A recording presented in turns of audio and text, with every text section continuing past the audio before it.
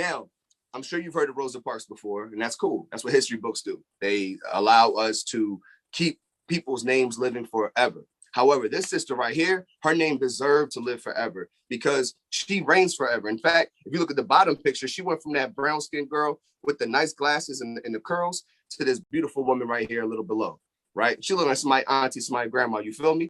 So Claudette Colvin at age 15, that's right, at age 15 years old, Claudette Colvin refused to give up her seat. So in the 50s, right, they didn't have Black History Month. They had Negro History Week. And at the time, what was going on was a lot of teachers, a lot of schools were doing the bare minimum of 1 week. However, she had teachers that cared about her, that cared about their students and their future. They said, you know what, we need this to be more than a week. This will be Black History Month, or they call it Negro History Month.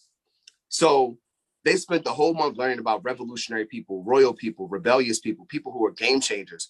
So at this time, she decided that after learning about Harriet Tubman, the first conductor on this side of the Atlantic, the woman who saved several thousands of people who were enslaved, Sojourner Truth, the woman who fought for not only Black women, but Black people and women's rights in general. Sojourner Truth was an amazing speaker and orator, as they call him.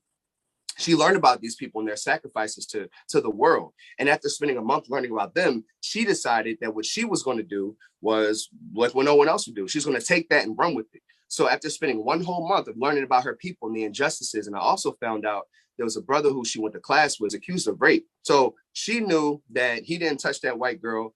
And she seen what happened when other people were accused of these things. And unfortunately, he was on death row and was later executed. But she took that rage, she took that pain and channeled it into purpose. So one day on her way home from school, she sat down with a bunch of her friends.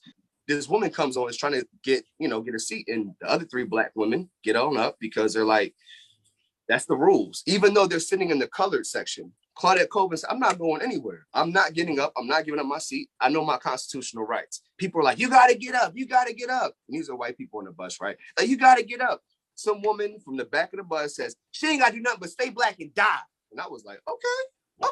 I didn't know, because they never tell our story of us being real, being authentic. We're always like being docile. The story is told about us being like peaceful and calm and not wanting to like shake things up. But Claudette Colvin wasn't that person. And that older Black woman in the bus, and even her friends just staying on the bus with her, gave her courage. She felt like Sojourner Truth was pushing down on one shoulder, Harriet Tubman was pushing down on the other, saying, sit down, girl.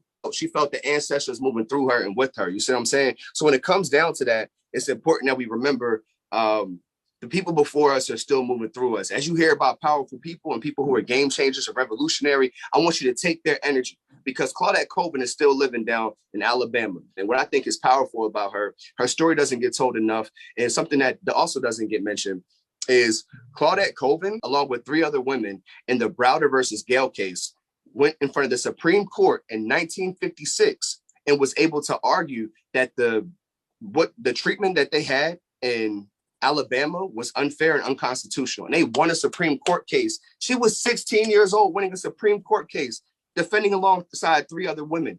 That's what it's about. It's about staying rooted in what you believe in, working with the people that you love. The next time someone puts some injustice on you or tells you that you can't do something or you shouldn't do something, you know it's wrong. I need you to stand up for your rights, or in this case, sit down in your throne, stay rooted in your royalty. Look that person in the eye and tell them, nah, that ain't it.